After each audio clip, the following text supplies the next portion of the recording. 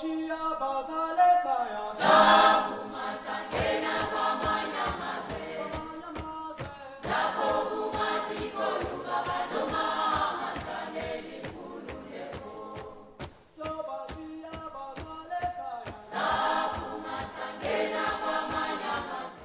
16 for us started quite early because it was in sometime November 1975 when we saw this headline on the Sunday Times, and we sat on the stairs before going home and we just paged through. But there it was, boom, Afrikaans to be introduced as a medium of instruction. And I thought it was very strange at the time, you know, given our own history as Afrikaners, where we fought against the English for precisely the same reason. We defined ourselves as the Action Committee, and we appointed Tsietsi Mashinini to be the chairperson of the Action Committee. Now, the decisions taken by the Action Committee was that we were going to march, and that the march was going to be peaceful. So we started chanting Amandla, started singing freedom songs. The placards were up, the teachers were taken by surprise, parents did not know, including the security police. It was a peaceful march. But the actions of the police was able to ignite the anger and channeled students and the community towards the destruction of property. It will be in my mind for a very long time. There was a lot of smoke around. There was smell of tear gas, there were fires everywhere, there were sounds of gunshots. It was a war zone. When we saw some of these dead bodies lying at the police station, you know, of course you're curious where they come from, because my group were not involved in any shooting incidents using live ammunition. And so I was surprised that other groups were killing people, and I thought perhaps they were just unfortunate enough that they were caught up in situations that were different from mine. But then I was told, now I have no proof for this, but I was told that there were other people there responsible for the shooting. Okay, subsequent to the 1976 explosion, the following days, unrest continued throughout, and it spread across to the neighboring townships and eventually throughout the country. I can remember very, very clearly the riots we had at a little town called Watervalboven. Even Watervalboven and places where I have a personal interest, Harry Smith, 42nd Hill, it was up in flames. It's just like the winds of change blowing across Africa. But blowing across southern Africa, there is nothing that we can do. Of course, it changed the face of South Africa. You see, I always say, although there was resistance before 76, what the kids did really, it's almost like the fees must fall moment. What they did was to do what adults couldn't do, to take on the system, you know, without arms, nothing. Just go to the streets and say we are refusing Africans to be imposed on us, and then they rejected apartheid and they marched. The police killed them, which was a big mistake, and then it just spiraled throughout the country. And from there on, since June 16, South Africa was never the same again. I mean, the fear against apartheid and its power and its wrath and, you know, violence went out of the window. June the 16th, actually, in a modern history of South Africa, became almost an epoch-making moment. You can almost say there couldn't have been the present resolution in 1994 without June the 16th happening, because it is June the 16th that actually unleashed a new energy to the struggle, where young people then went back and swelled up the ranks of the liberation movement and gave it new energy in order to drive the momentum for liberation. There may be different interpretations of this from different perspectives, but those of us that were part of the struggle would say that it certainly, without the June the 16th, it may well not have been in 1994. The youth of 1976, they are also defined as a lost generation. But we are saying they are not a lost generation.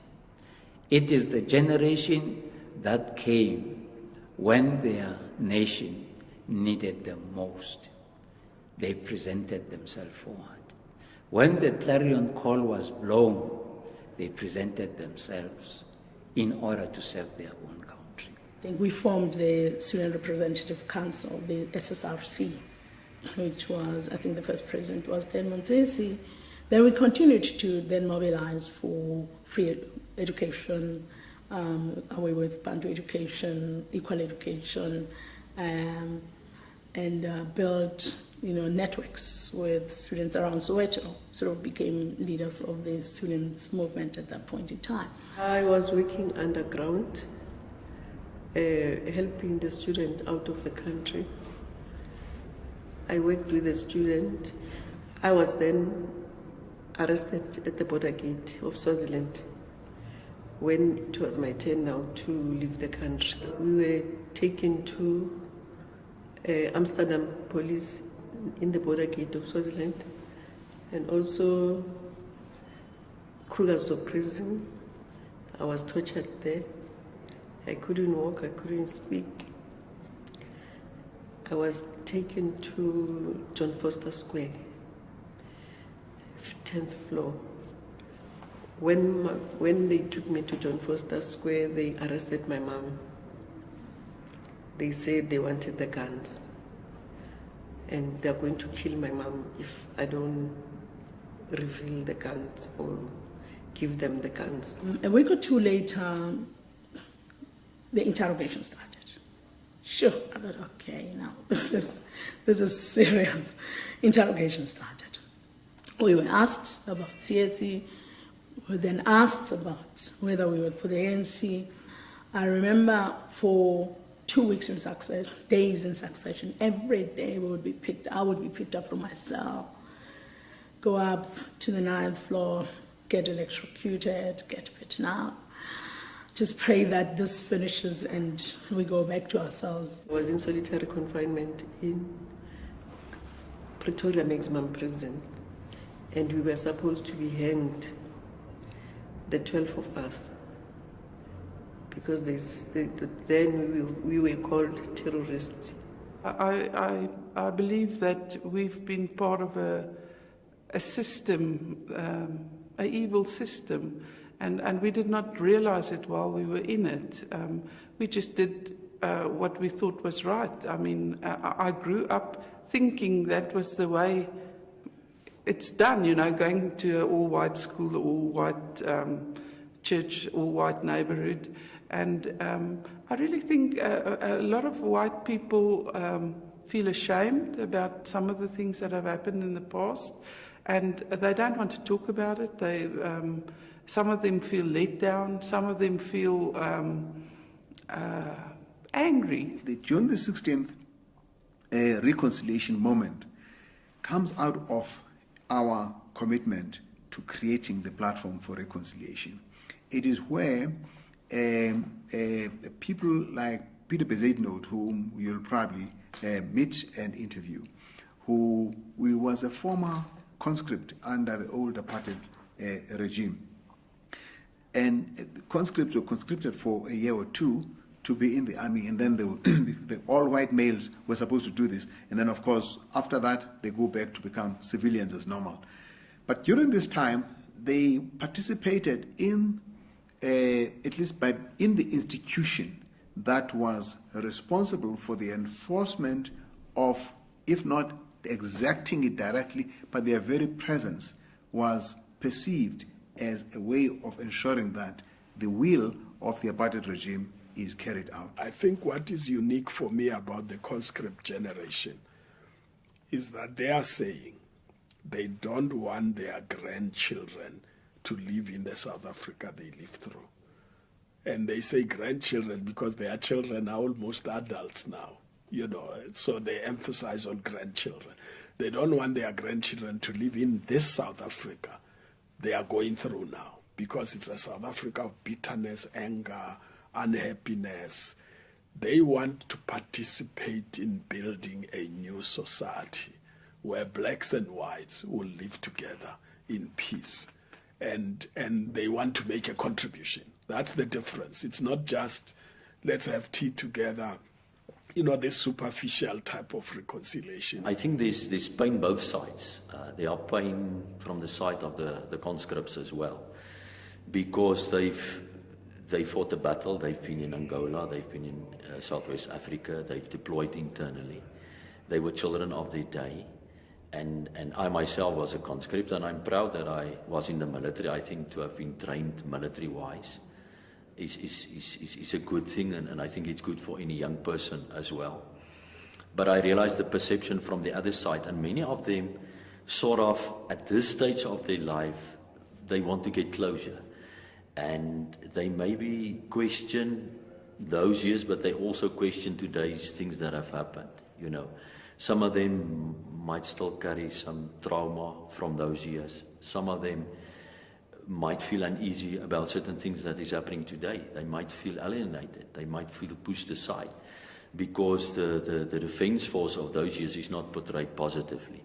And that causes pain. So that's why they struggle to attach them and to identify what's currently happening. So that should also be recognized. So we should accept there are different stories, but say, okay, let's hear one another's stories and say, we appreciate your story, we recognize it, but let's move forward, also for the sake of our children. I would like to hear sorry from Trolip. Trolip currently, it's a senior police officer in the East Rand. And I would like to hear sorry from Grobler, is also a police officer, and Strubeck as well. I would like to meet him and have discussions with him, because the last time we met, I was taken aback and I couldn't be able to express myself. And then he said to me, you must understand, he remembered everything about me. We didn't do what we did because we liked it. We did what we did because we were working. That was werk, je moest verstaan. Ons het net gewerkt. En als ik nou voor die ander government werk, ik zal werk voor die ander government, and so on. I will work for your government. I'm a policeman. This is what I do. I'm very sorry, and so on. I'm very sorry. And I was shaking, and I was angry. I was taken aback. A lot of emotions had flooded me. I don't need a sorry to forgive people who do things that they do not understand. The words on the cross for me of Jesus are very profound. Forgive them because they know not what they are doing. And some of those Afrikaners, the deacon of my church who supervised my torture, he believed it. It's not like he was pretending. It's not like he was just evil. He believed it. He believed he was right. In my view, the starting point is reconcile with yourself. A person who has not reconciled with themselves finds it very difficult to reconcile with anybody else. And that essentially is the genius of the Biko Pikiana message of black consciousness. That was saying, you cannot have a non-racial society where blacks feel they are inferior. Because you can have a multiracial but not non-racial. In other words, it can only be non-racial because every race group is content with itself and is able to recognize the next on an equal footing. And it is this that that makes Nelson Mandela say that you ought to be with others in a way that makes them feel the best they can be. Mandela came out of prison after 27 years, and he still shook hands with his perpetrators. So we learned from Jesus Christ, we learned from Mandela. So it was no use, because the more you hurt him, the more you remember whatever happened to you, the more you become suppressed. As they were torturing me, I realized that they are actually, like me, children of God, in that they need us to humanize them, to restore their human values. They have lost them because of the system they serve. That's true. And what we're talking about here is, how do you get people to shred that inhuman value system that was given by a system that brought them up, in order to adopt a new value system that can actually build all of us together? That is a huge task. It's not something you do just one incident. It is something that says, how differently are we going to be as a community? And so it's a humanization. And of course, Steve Biko says there is this gift that Africa will give to the rest of the world, a more human face. I really think we maybe moved a bit too fast after the 94 elections, and we thought that we were healed and we had the Truth and Reconciliation Commission. But I think the normal South African, we did not stand still and reflect a little bit on the past and sat around tables from different tribes and colours and cultures and just got to know one another. And so the campaign is to say, let us all deal with our woundedness. Let us look at ourselves. Let's have our introspection. Counseling if necessary. And I don't know how you can do a whole national counseling all at once, but there has to be some way in which we create symbols, we create occasions, cathartic occasions that make people feel, that's ministering to me. That's making me feel better about myself. That makes me feel better about the woundedness that I have. So soldiers carry wounds, they carry hurts, not all of them, but those that are still struggling. And I think what they need to hear is, it's okay, you are children of your time, you're welcome in the new South Africa, we honor you as soldiers, play a part in this current country. And I think if they can hear that message, it can maybe help them to transform their minds. And what the conscript generation is saying is, some of them are business people, by the way, some because they were conscripted and went back to society. Some of them have made money. Some of them have not made money, they remain soldiers. Some of them are highly skilled. And what they are saying is they are ready to come with their skills, capacity, and resources to participate in reconstructing this country so that we change the economic conditions of people to live in a normal way. There should always be a beginning. All rivers begin with a trickle down the mountain. And it takes people with a sense of what is right to do the right thing, regardless of whether there are many others or not so many others doing the same thing. And as more and more begin to find the right thing to do, the fact is, there can only be one South Africa. And to the extent that we hold the view that all citizens of this country belong together, we will fall together, we will rise together. We have no choice. And I think that's where the conscript generation story for me comes in. It's almost like completing the unfinished business of the TRC, the unfinished business of 1994, the unfinished business of Mandela. And I disagree with people who say Mandela sold us out. They mean me, because I was part of it. All of us were part of it. We didn't sell out. We made sure that we cross from self-destruction to a peaceful country.